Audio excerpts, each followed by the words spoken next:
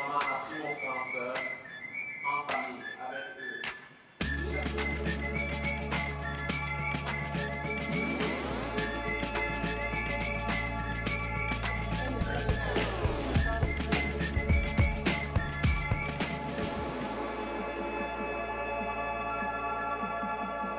L'insécurité linguistique, c'est un problème un peu de confiance, mais aussi, on peut dire compétence langagière. C'est lorsqu'on ne se sent pas confortable de parler notre langue à cause d'un problème interne ou d'un facteur externe. L'insécurité linguistique, ça peut des fois être le fait d'avoir ta langue maternelle, que ce soit la langue maternelle, le français, ou de l'avoir appris pratiquement toute ta vie, mais c'est le fait de ne pas se sentir compétente nécessairement dans l'application, finalement, du fait de parler la langue. Ouais. Je sais que mon accent est un peu différent. Je viens d'un pays arabe, donc mon accent n'est ni parisien, ni franco-ontarien, ni québécois. C'est un peu entre les deux. Donc quand je parle avec quelqu'un qui a un accent différent, je sens que la différence entre mon français et son français nous font comme une frontière entre nous.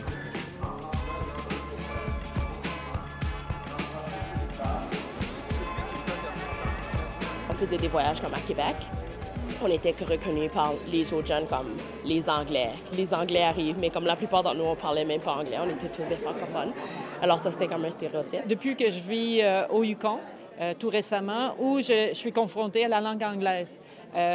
Et étant donné que je ne suis pas parfaitement bilingue, je vis beaucoup de sentiments négatifs par rapport à ça. Et je sens tellement que je ne peux pas m'exprimer à la pleine hauteur de mes pensées, de pouvoir vivre pleinement mes idées, élaborer, faire part de mes connaissances et de mes compétences à mes collègues.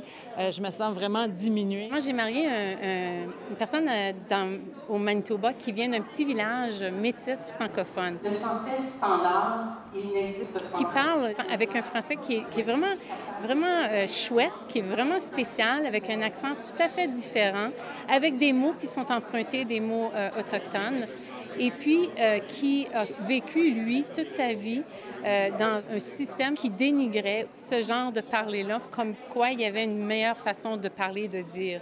J'ai aussi des tonnes d'amis qui ont fait l'immersion française en Colombie-Britannique et ont fait genre 13 ans d'école en français. Ils se sentent pas comme s'ils ont le droit de la parler aux gens parce que tout le monde va leur répondre en anglais.